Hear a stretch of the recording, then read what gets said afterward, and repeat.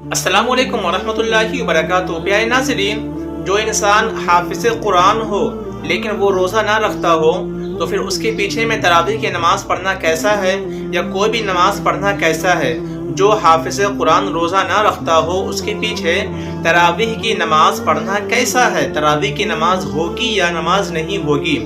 تو دیکھیں ناظرین، اگر وہ انسان وہ حافظ قرآن اگر کسی عذر شرعی کی بنا پر کوئی مجبوری ہے، شرعی مجبوری ہے، اور اس بنا پر اگر وہ روزہ نہیں رکھتا ہے تو پھر اس کے پیچھے میں تراویح کی نماز پڑھنے میں یا کوئی بھی نماز پڑھنے میں کوئی بھی حرج نہیں ہے۔ لیکن اگر وہ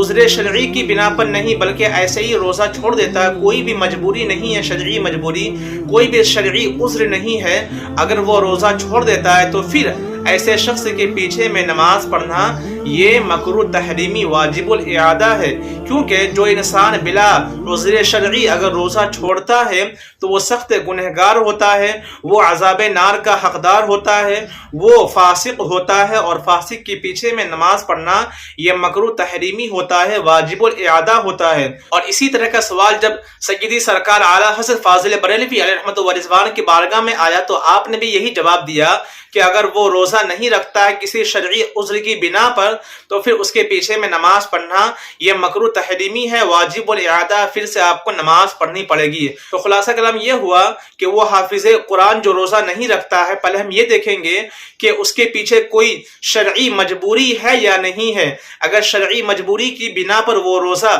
اگر چھوڑتا ہے، روزہ نہیں رکھتا ہے، روزہ کو ترک کر دیتا ہے تو اس کے پیچھے نماز پڑھنے میں پھر کوئی بھی حرج کی بات نہیں ہے، نماز ہو جائے گی۔ لیکن اگر کوئی شرعی عذر نہیں ہے، کوئی شرعی مجبوری نہیں ہے، وہ یوں ہی ایسے روزہ چھوڑ دیتا ہے، یوں ہی ترک کر دیتا ہے روزے کو، تو پھر ایسے شخص کے پیچھے میں نماز پڑھنا یہ مکروہ تحریمی ہے، واجب الاعادہ، پھر سے آپ کو نماز پڑھنی پڑے گی، چاہے وہ تراویح کی نماز ہو یا پنج وقتہ نماز ہو یا کوئی بھی نماز ہو۔ اگر وہ جان بوجھ کر کے روزہ کو چھوڑ دیتا ہے، روزہ کو نہیں رکھتا ہے، تو پھر اس کے پیچھے میں نماز پڑھنا یہ مکروہ تحریمی ہے، واجب الاعادہ، پھر سے آپ کو نماز پڑھنی پڑے گی۔ امید کرتے ہیں کہ آپ اس مسئلے کو بخوبی سمجھ گئے ہوں گے۔